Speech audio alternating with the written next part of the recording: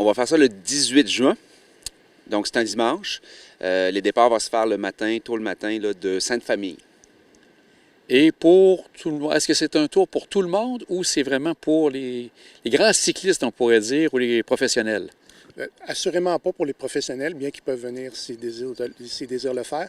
Mais non, c'est vraiment un tour pour tout le monde. Il y a un parcours là, de 36 km environ qui se fait à 15 km/h, qui est très familial. Les gens peuvent le faire même avec leur chariot ou leur enfant derrière le vélo. Puis il y a un grand tour aussi qu'on appelle le Toul Tour, qui fait le tour de l'île complet à 66 km, qui se fait aussi à 3 vitesses de peloton, 28, 24 ou 22 km/h.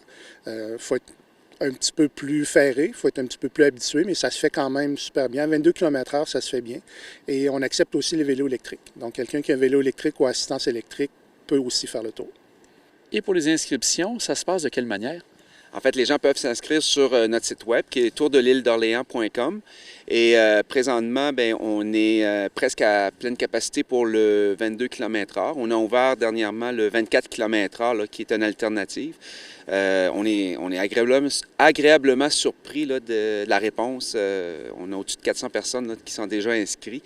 Et il reste quelques places pour le 22, il reste de la place pour le 24, pour le 28 et pour le petit tour à 15 km/h aussi.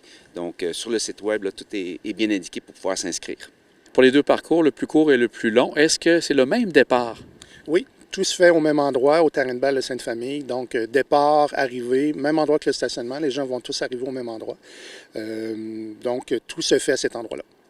Et pour le plus court parcours, quel est le parcours que vous faites à ce moment-là? Oui, donc départ du terrain de balle de Sainte-Famille, route sur le chemin royal vers Sainte-Pétronille, on tourne sur la rue d'Orléans, on revient un petit peu sur nos pas, on retourne sur la route des Prêtres, chemin royal, retour vers le terrain de balle de Sainte-Famille qui fait 36,6 km exactement.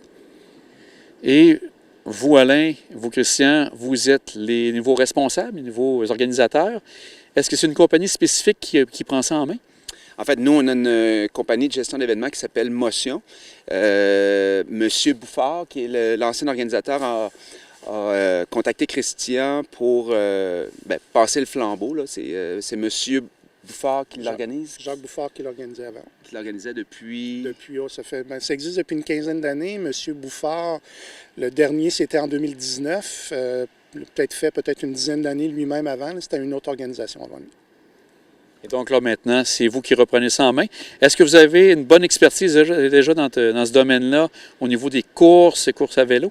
Oui, moi je viens du milieu du triathlon, donc j'ai été entraîneur de triathlon, j'ai fait de la course moi-même, j'ai organisé des courses, j'ai organisé des randonnées aussi.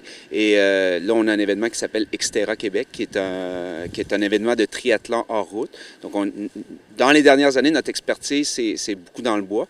Là, c'est nouveau dans les dernières années d'utiliser la voie publique là, pour organiser nos événements, mais on a vraiment une super collaboration, autant de l'ancienne organisation, M. Bouffard, tous les bénévoles et l'organisation qui était là avant vont nous supporter.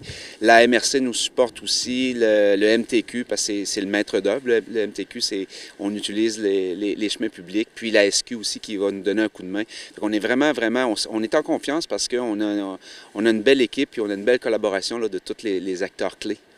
Avez-vous eu besoin de plusieurs rencontres pour pouvoir tout justement mettre ça en œuvre? Parce que, comme vous dites, vous avez autant MTQ, SQ, MRC qui sont partenaires avec vous. Bien, au début, c'était avec les anciens organisateurs pour prendre possession un petit peu là, de toute l'information qui se faisait avant. Après ça, ça a été la MRC pour pouvoir voir aussi l'intérêt de l'île, aussi de la municipalité, mais aussi des gens de l'île. Nous, ce qu'on veut, c'est que ce soit un événement qui soit positif pour les gens de l'île. Ça fait partie de notre mission.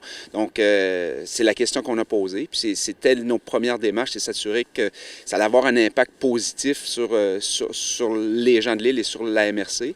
Et après ça, là, on a rencontré le MTQ vraiment pour se mettre aux normes actuelles 2023 puis s'assurer qu'on respecte les règles de la sécurité. Et là, on est là. Mais c'est certain qu'on a beaucoup de rencontres pour mettre tout ça à jour et c'est super intéressant. On est à peu près à 6 semaines de l'événement, une bonne fébrilité sûrement, puis encore beaucoup de préparatifs qui s'en viennent. Oui, non, fébrilité, oui. Comme Alain mentionnait tantôt, les inscriptions, ça va très, très bien. On a dépassé le 400 inscriptions ce matin. On limite les pelotons à 200 personnes par peloton, question de sécurité, on ne veut pas aller plus loin. Donc, au rythme où ça va, on ne devrait pas prendre d'inscription sur place. Donc, si les gens veulent s'inscrire, il faut s'inscrire avant l'événement parce que le matin même, on ne prendra pas d'inscription, on va déjà être à pleine capacité. Donc, pour s'inscrire, tourdelîle-d'Orléans.com, tout est là. Messieurs, on va vous souhaiter une belle édition pour l'édition 2023. Un grand merci de votre disponibilité. Merci à vous. Merci beaucoup. Merci.